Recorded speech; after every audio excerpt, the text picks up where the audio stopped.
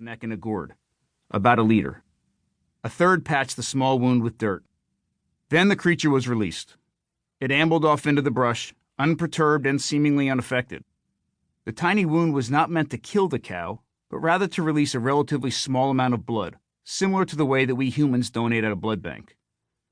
The Samburu view blood the way most of the world views milk, as a renewable resource of high-quality nutrition. In the moments that followed, one of the men filled the second gourd with fresh milk and then poured the two fluids, milk and blood, back and forth from one gourd to the other, mixing them thoroughly. Finally, he handed the gourd to me. The moment had come. I paused, looking out across the boundless savanna, the land stretching past the river, over expanses of whistling thorn and stargrass. Then I looked down at the gourd, lifted it up, and took my first swallow of fresh blood. What surprised me was how good it felt in my mouth. Its density, warmth, and even flavor akin to a rich chocolate milkshake with a little iron and salt thrown in. And after a few more swallows, it felt satiating. With very little, my body felt full and satisfied, almost as if it instinctively knew that it had just received a huge dose of nutrients that it could really do something with. I passed the gourd to Christina, who swallowed and widened her eyes, feeling the same. Billy, who was always ready to jump in with both feet, took a healthy swig, but Brianna's was a tiny, mere taste. Take a real sip, I encouraged her gently, and she did. But my youngest, Alyssa, couldn't be persuaded. She'd been afraid the cow was going to be hurt, or worse, and it was too far a cultural divide and too big a personal step for her to take. This was okay, too. As the dusk gathered, we stood together in amazement of this place and these people, talking about what we had shared. So why, might you ask, would I bring my family to this remote African bush to drink blood and milk with a group of Samburu warriors? The answer is both complicated and simple. Today, our relationship to food is filled with confusion and insecurity. Vegan or carnivore, vegetarian or gluten-free, keto or Mediterranean, fasting or paleo. Every day we hear about a new ingredient or food that is good or bad, a new diet that promises us everything.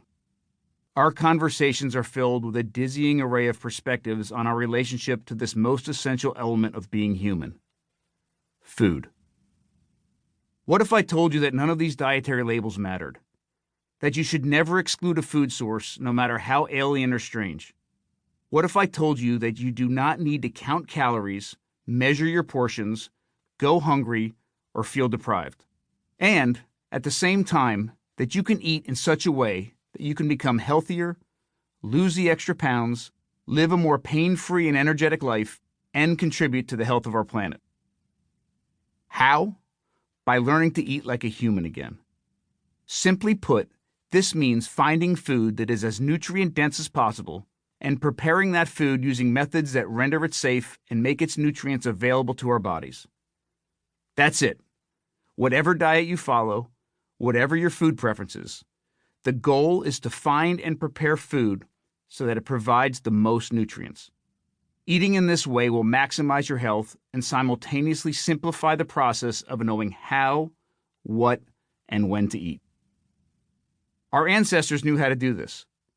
Millions of years ago, they figured out how to eat in highly nutritious ways that allowed them to thrive. Today, our modern food systems have evolved away from this instinctive approach to food, even though we continue to inhabit bodies with the same needs as our ancestors. This has been much to our detriment as a species.